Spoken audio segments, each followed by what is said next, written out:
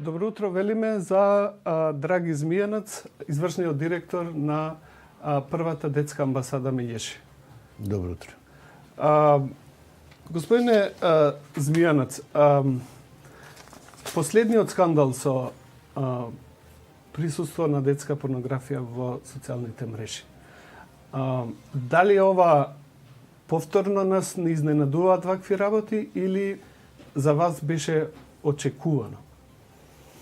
Па сигурно не толку очекувано од аспект да се дисеминираат компрометирачки фотографии, порнографски од реални малолетни девојчиња кои неочекувано биле дистрибуирани во мрежа, а и порнографски слики од лажни профили со идентитет и име на девојчиња жртви кои имале намера да се исто така компрометираат.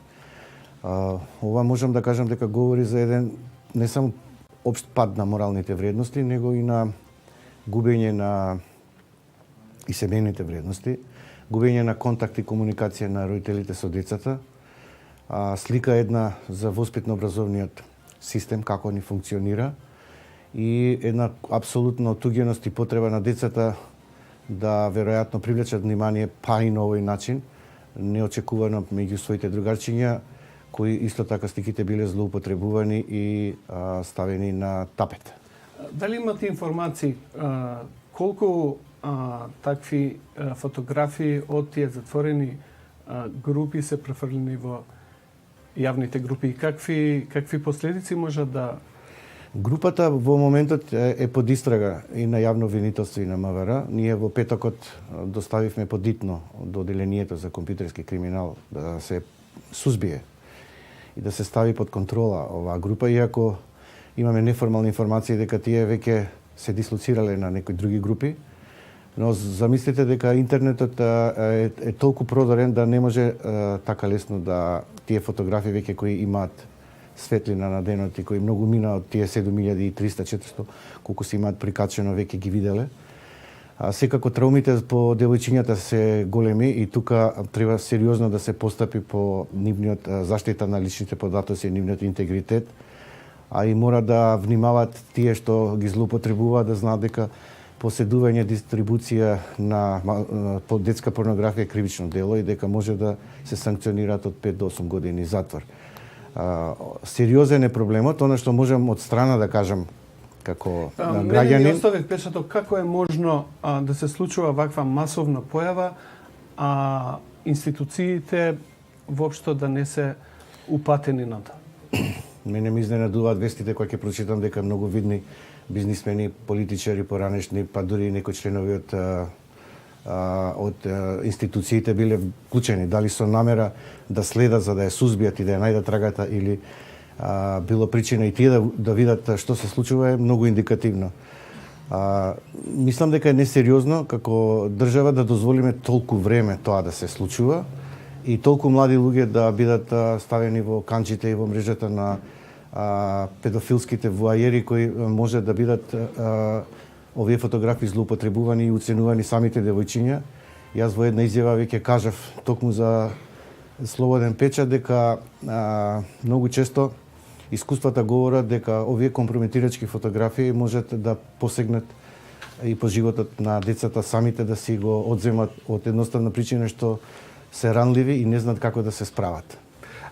Дали ваквите појави ни се повторуваат затоа што има една политика на неказнивост на ваквите појави?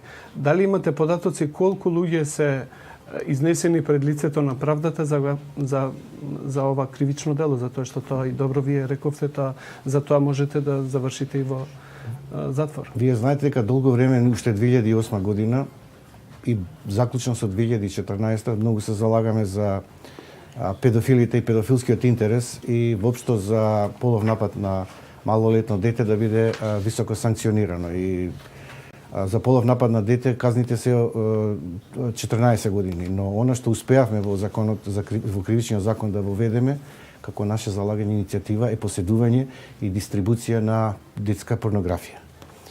И тоа е многу сериозно и мислам дека граѓаните не се свесни, посебно тие кои го прават со умисла, дека можат сериозно да бидат санкционирани според кривичниот закон, како што нагласив од 5 до 8 години. И јас апелирам до основното јавно обвинителство и до МВР, тоа треба да одговорат, значи тие по службена должност.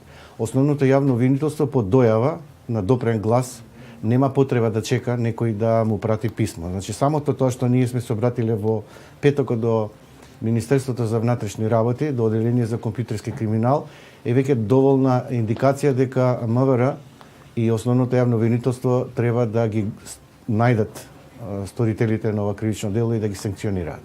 Дали сметате дека додека некој не заврши во затвор, вакви појави нема да бидат? Па од аспект на казнивост, да. Но од аспект на деградација на целиот општествен систем, бидејќи мора да признаеме дека ова е отслика на се она што ни се случува и во општеството и во семејството. Ова е добро да се анализира и од аспект на тоа дека децата можеби се осамени од туѓи, нема кој да ги контролира, ниту пак знаат да се самозаштитат.